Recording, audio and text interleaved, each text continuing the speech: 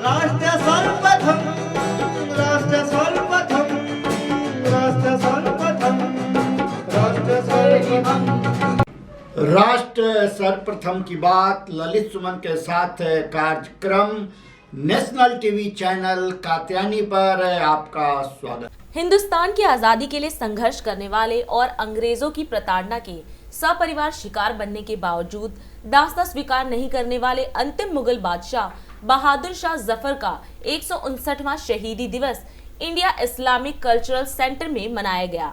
इस अवसर पर बहादुर शाह जफर मेमोरियल कमेटी द्वारा समाज में बहुमूल्य योगदान देने वाले लोगों को प्रशंसा पत्र से सम्मानित भी किया। इस मौके पर आयोजित कार्यक्रम में बतौर मुख्य अतिथि कश्मीर के पूर्व मुख्यमंत्री और पूर्व राज्यसभा सांसद गुलाम नबी आजाद उपस्थित रहे। मीडिया से हुई वार्ता में गुलाम नबी आजाद ने क्या कहा, आप खुद सुने। सैकड़ों साल रहे वो मुगल, तो सब हिंदुस्तानी रहे, हिंदुस्तान में ही शादी की, हिंदुस्तान में ही दफन हुए, यहीं मरे, और किसी भी मुगल बादशाह ने कोई नया पैसा हिंदुस्तान से बाहर नहीं लिया, यहीं लगा है। डेवलपमेंट के बारे में, सड़कों के बारे में, कई चीज़ें जो बनी हैं आज भी जिंदा है कई सौ साल के बाद। तो यहाँ के विकास, ग्रोथ और डेवलपमेंट, और कुछ मुगल बादशाहों के वक़्त में दुनिया का सबसे ज़्यादा जीडीपी 27% तक भी मुगलों के ज़माने में, सब मुगलों के ज़माने, कुछ मुगलों के ज़माने, तो उस वक़्त का एक रिचेस्ट, हिंदुस्तान को हम सोने की चिड़िया कहते हैं, उस सोने की चिड़िया में उनका भी बहुत रोल रहा उस बनाने में। और जबकि उसके मुकाबले में जितने भी अंग्रेज़ लोग आए थे, उन्होंने जो भी पैसा, दौलत, खजाना, हीरे जवाहरात यहाँ से लिए, यहाँ के शेरों के चमड़े, जानवरों के चमड़े भी, वो भी यहाँ नहीं रखे, वो अपने मुल्क बरतानिया में पहुँचे। तो मुग़ल अगर कुछ कमाते थे, पैसा कमाते डेवलपमेंट, हिंदुस्तान की डेवलपमेंट में लगाते। उन्होंने अपना शादी ब्याह, और शादी ब्याह भी सब धर्मों के साथ थी। तो उनके वक़्त में इतने सौ साल कोई धर्म के नाम पे कभी झगड़ा और कभी लड़ाई नहीं हुई। तो जैसे हम कहते हैं असली भारत, हिंदू, मुसलमान, सिख, ईसाई, उनके फ़ौज में उनके सिपहसालार हिंदू होते थे। शादी ब्याह दोनों तरफ से हिंदू के साथ होती थी, सिखों के साथ होती, मुसलमानों के साथ होती। तो एक धर्मनिरपेक्षता की, जिसे हम कहते हैं कि निशानी थी। वो जो दौर था वो एक सब मिल के चलाते थे। कई नवाब थे, लेकिन कई महाराजा हिंदूज थे, कई राजे हिंदूज थे, पर क्या अधिकतर मुगलों के ज़माने में तो हिंदूज ही राजा महाराजा थे। 4, 5, 6 नवाब मुसलमान होंगे, बाकी तो हिंदूज थे। जब हमारा मुल्क 1947 में आज़ाद हो गया और ये अंतिम मुगल बादशाह थे और देशभक्त थे, हिंदुस्तानी थे, तो फिर आज़ादी के बाद से लेके अब तक उनकी अस्थि रंगून में ही पड़ी हुई है। हिंदुस्तान क्यों नहीं लौट रहे? अब उसमें कई विवाद है, उस चीज़ में अब नहीं जाएं तो अच्छी बात। मौजूदा हालात में हमको अगर देश को आगे बढ़ना है, मुल्क को तरक्की करनी है, तो आपसी भाईचारे से ही सब हिंदू, मुस्लिम, सिख, ईसाई, जैन मत, जो भी भारतीय हैं वो भारतीय हैं। उनको भारतीय समझ के सब लोगों ने, समाज ने, बाकी संस्थाओं ने, सरकार ने सबको हिंदुस्तानी समझ के लिए सबके साथ बराबर का सलूक करना। आखिरी मुगल बादशाह की श्रद्धांजलि के अवसर पर रखे गए इस कार्यक्रम में देश विदेश से शिक्षाविदों, सामाजिक कार्यकर्ताओं व स्वतंत्रता सेनानी परिवारों के साथ अनेक गणमान्य वक्ताओं ने शिरकत की। कात्यायनी टीवी के चैनल हेड व वरिष्ठ संपादक ललित सुमन ने इस अवसर पर बहादुर शाह जफर के परपौत्र स्वर्गीय नवाब शाह मोहम्मद शोएब खान की पत्नी व बहादुर शाह जफर दर्शगाह की चांसलर समीना खान से भी वार्ता की। राष्ट्र सर्वप्रथम की बात ललित सुमन के साथ कार्यक्रम में नेशनल टीवी चैनल कात्यायनी पर आप सभी राष्ट्रवासियों का स्वागत है। अभी हम बात करेंगे अंतिम मुगल शहंशाह बहादुर शाह जफर के वंशज के रूप में, जिन्होंने नवाब शोएब खान के बाद बागडोर को संभाला है और आज उनके शताब्दी के अवसर पर उन्होंने आज कांग्रेस के दिग्गज रहे, जम्मू कश्मीर के मुख्यमंत्री रहे गुलाम नबी आज़ाद को इस कार्यक्रम में बतौर मुख्य अतिथि के रूप में आमंत्रित किया था। आपका स्वागत है। पहले आप ये बताइए सवीना जी, जो आप नवाब साहब के बाद जी इतनी बड़ी विरासत को आपने जो संभाला है, सबसे पहले आपको इसके लिए धन्यवाद जो आपने इस कार्यक्रम को आगे बढ़ाया। अब बताइए, जो आपको कहाँ कहाँ और किस तरीके से अनुभव हुआ और कैसे इस कार्यक्रम को आपने सफल किया है? देखिए, नवाब शोएब खान साहब 2008 से ये प्रोग्राम करते चले आ रहे हैं। बहादुर शाह जफ़र की बरसी 7 नवंबर से कर रहे हैं हम लोग, और मैं उनके साथ हर साल हर प्रोग्राम में शाना बशाना उनके काम करती थी मैं। और मुझे अनुभव था कि किस तरह से वो कार्यक्रम को लेके चलते हैं, किस तरह से लोगों को बुलाना है, कैसे करना है, सम्मानित कैसे करना है।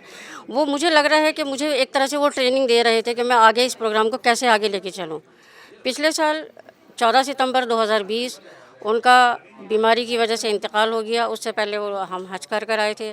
लॉकडाउन का था, प्रॉपर ट्रीटमेंट उनको नहीं मिल सका, उनका इंतकाल हो गया। लेकिन उनकी आखिरी वसीयत यही थी कि मेरे बाद आपको जो मेरे सोशल कॉन्टैक्ट्स हैं उन्हीं के साथ ही जुड़ना है, और इस प्रोग्राम को जो मैं बीच में छोड़ रहा हूँ उसको आपने आगे लेके चलना है, आगे बढ़ाना है।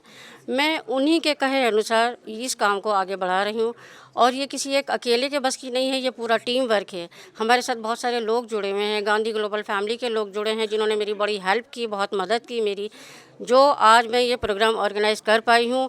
और आप लोगों के सामने है कि आज़ाद साहब ने कितने अच्छे तर्क रखे हैं, राजा नमित वर्मा जी रहे हमारे साथ में, और डॉक्टर ख्वाजा इफ्तिखार अहमद साहब रहे, और भी मेवात से भी काफ़ी लोग आए थे, बॉम्बे से लोग आए हैं, लखनऊ से आए हैं, बागपत से आए हैं, शामली से लोग आए हैं, बहुत अलग अलग जगह से आए हैं। और इन लोगों ने मुझे इतना सहयोग दिया है मुझे कि मेरी एक फ़ोन कॉल करने के ऊपर सब लोग इकट्ठे हो गए। हमारे पासी साहब हैं, पासी नर्सिंग होम के डायरेक्टर हैं, उन लोगों ने मेरी बड़ी हेल्प की है।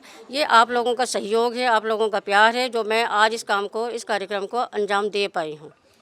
नवाब साहब से अक्सर हमारी बात होती थी और वो चिंतित रहते थे जो अंतिम मुग़ल शहंशाह का अब तक अस्थि रंगून से हिंदुस्तान नहीं आ पाया है। और हम लोग कई बार इस सिलसिले में इस पर चर्चा किए थे और सरकार से भी उसकी मांग कर रहे थे। अभी हमने गुलाम नबी आज़ाद जी से भी ये सवाल रखा था, जो जब 1947 में हिंदुस्तान आज़ाद हो गया और वे अंतिम मुग़ल शहंशाह बादशाह थे और हिंदुस्तानी थे, तो फिर 1947 से लेकर अब तक जब देश अमृत महोत्सव मना रहा है, लेकिन रंगून से अभी तक वो अस्थि हिंदुस्तान नहीं आई है। तो आपने बागडोर संभाला है, तो आप इस दिशा में क्या योजना लेके आगे बढ़ेंगे?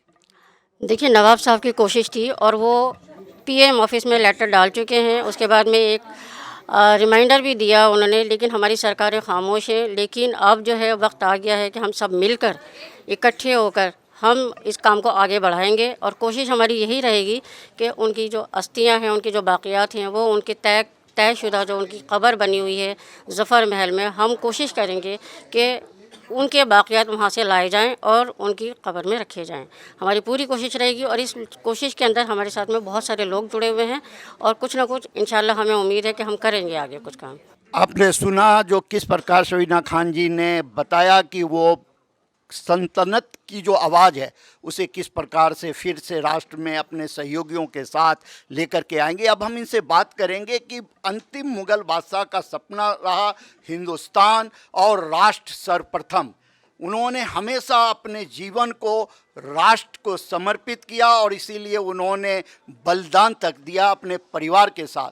तो अब सवीना जी इस कार्यक्रम को संभाल रही हैं, इस बागडोर को संभाल रही हैं, तो राष्ट्र को सर्वप्रथम बनाने की दिशा में इनकी क्या योजना है? नवाब साहब आपके साथ जुड़े हुए थे और पिछले कई वर्षों से जुड़े हुए थे। आपने हमेशा उनको बुलाया, अपने प्रोग्राम में बुलाया, चैनल के माध्यम से उनका प्रचार किया आपने, और हमारा भी सहयोग आपको हमेशा मिलता रहेगा। जहां आपको लगेगा कि हमारी ज़रूरत है, हम हमेशा आपके साथ में खड़े रहेंगे। धन्यवाद सवीना जी, आपने बहुत ही बेबाकी के साथ राष्ट्र सर्वप्रथम बनाने की दिशा में उठाए जा रहे कदम और रंगून से अस्थि हिंदुस्तान कैसे आए इसके लिए प्रधानमंत्री जी को जो पत्र लिखा गया है उसके संदर्भ में भी बताया। इन्हीं शब्दों के साथ राष्ट्र सर्वप्रथम, वंदे मातरम, जाग उठा है भारत। धन्यवाद सवीना जी। आज हम सब लोग यहाँ जो इकट्ठे हुए हैं वो अबू जफ़र सिराजुद्दीन मोहम्मद बहादुर शाह जफ़र रहमतुल्लाह अलैह, उनकी याद में इकट्ठे हुए।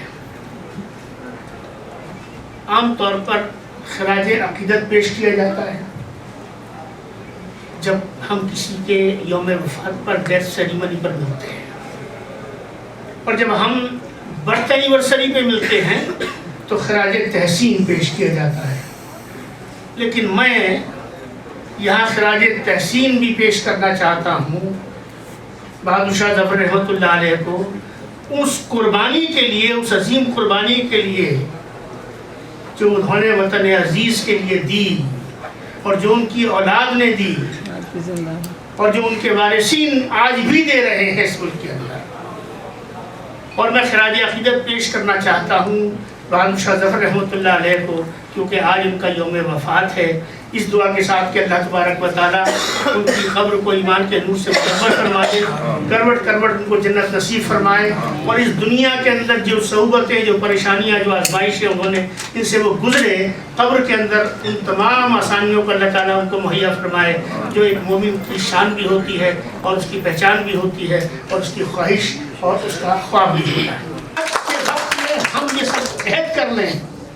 मैं मनफी बातों में यकीन कम रखता हूँ और उम्मीद में ज़्यादा याद रखता हूँ। मैं ऑप्टिमिज्म के नोट पे यहाँ आया था और ऑप्टिमिज्म के नोट पे यहाँ से जाना चाहता हूँ, और ऑप्टिमिज्म का नोट ये है कि हम सबको अपने अंदर एक भरोसा पैदा करना पड़ेगा, और वो भरोसा ये है कि ये मुल्क, इसकी तारीख, इसकी तहजीब, इसकी संस्कृति में इतनी ताकत और इतनी वाइब्रेंस है कि ये अपनी असल को, अपने रूट्स को बिखरने नहीं देगी। हिंदुस्तान को एक रखना है, हम सबको एक दूसरे पर अपने भरोसे को मजबूत करना है, सवाल एक दूसरे पर लगाने बंद करने हैं। और ये जो एक नया माहौल बना है कि हर चीज़ को एक्स और वाई में, मैं तो उसका नाम भी लेना नहीं चाहता, हर चीज़ में हम एक्स और वाई करने लगे हैं। सिर्फ एक्स है, यहाँ कोई वाई नहीं है। बहुत शुक्रिया आपसे।